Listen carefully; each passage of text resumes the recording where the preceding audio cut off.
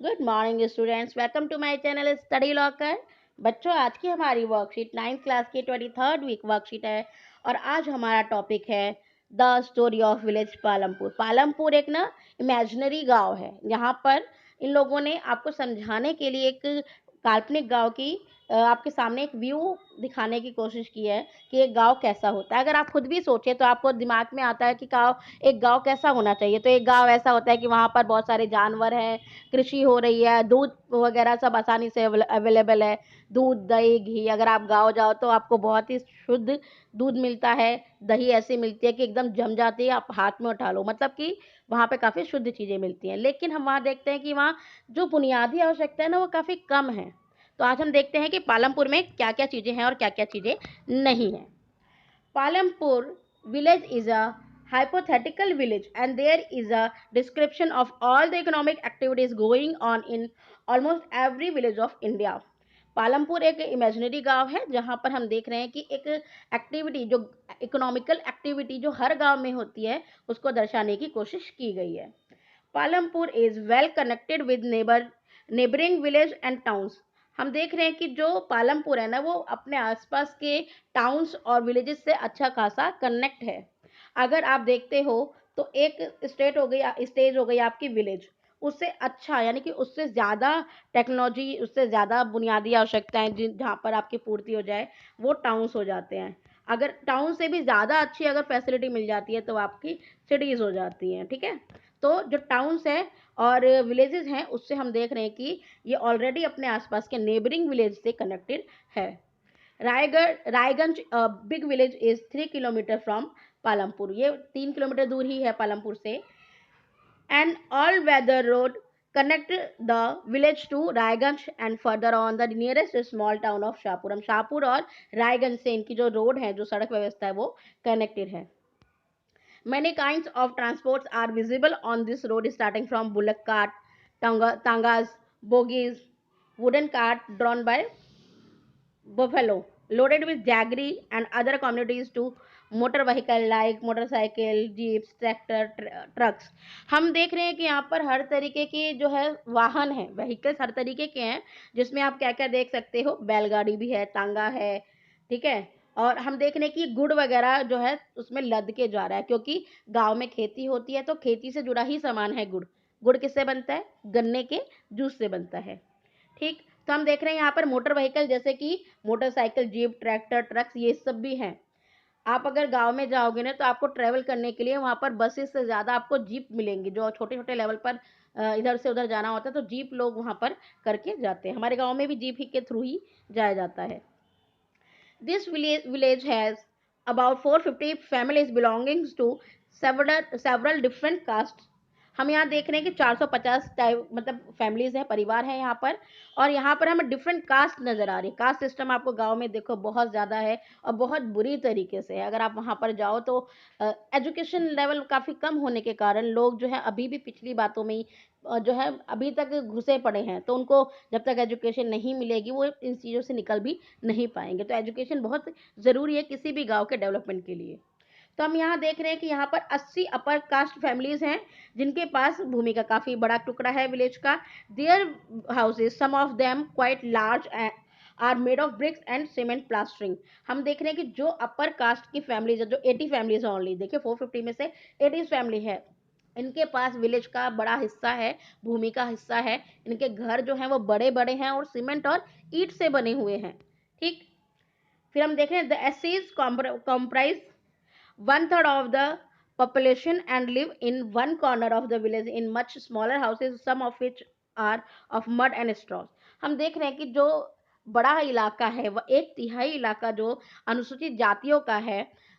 तो उन लोगों के पास फैसिलिटीज नहीं है, उन लोगों के पास भूमि बहुत कम है और उनके जो घर है ना वो छोटे छोटे हैं और वो मिट्टी और फूस से बने हुए हैं, जो घास फूस से बने होते हैं ना, उस टाइप के घर हम देख रहे हैं। तो आइए आप किसी भी गांव में चले जाइए, मोस्टली आपको इस तरीके की स्थिति नजर आ जाएगी।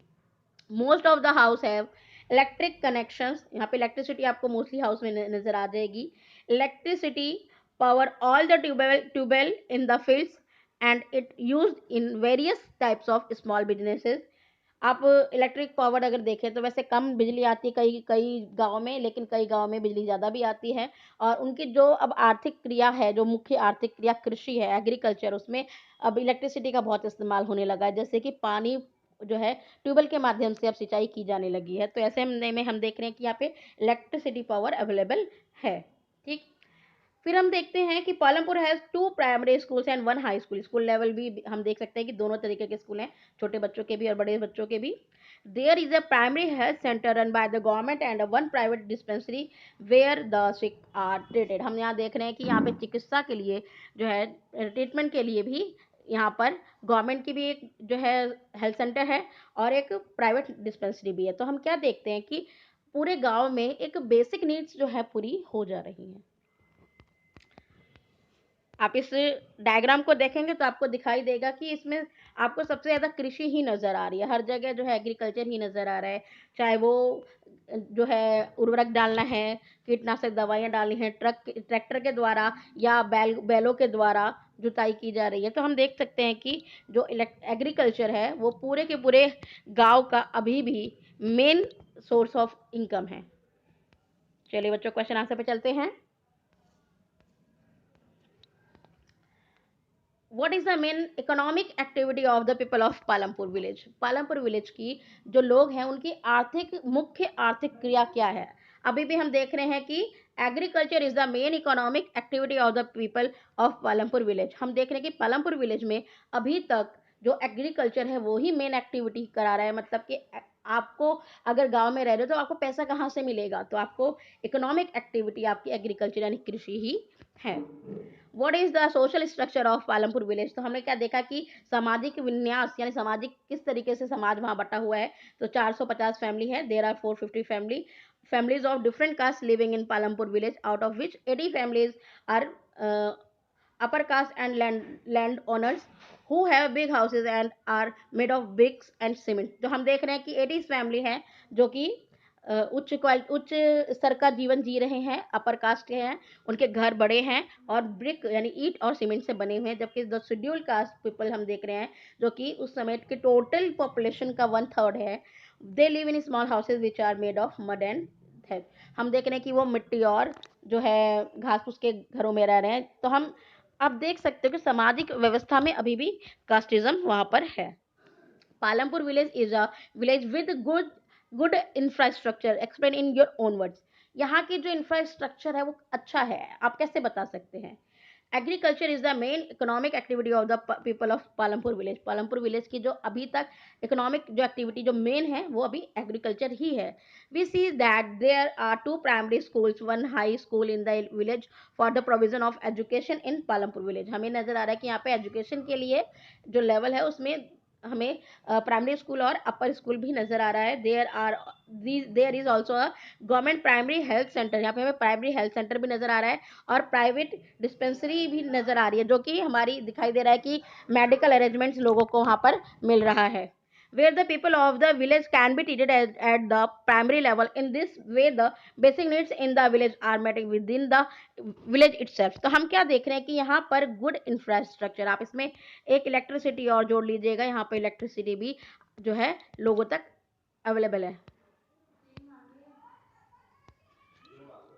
तो हमें क्या नज़र आ रहा है, जो एजुकेशन सिस्टम है, जो यहाँ का कास्टिज्म सिस्टम है, ये हर एक देश में के हर एक गांव में मिल रहा है। तो हमें इस चीज़ों को सीख करके उन चीज़ों को हटाना है।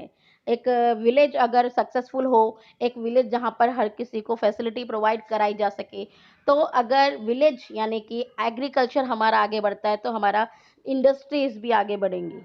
तो बच्चों, आप आज की वर्कशीट आपको कैसी लगी? अगर अच्छी लगी है तो कमेंट बॉक्स में ज़रूर लिखिए। मेरी वीडियो को लाइक करें, शेयर करें, मेरे चैनल को सब्सक्राइब करें। Thank you.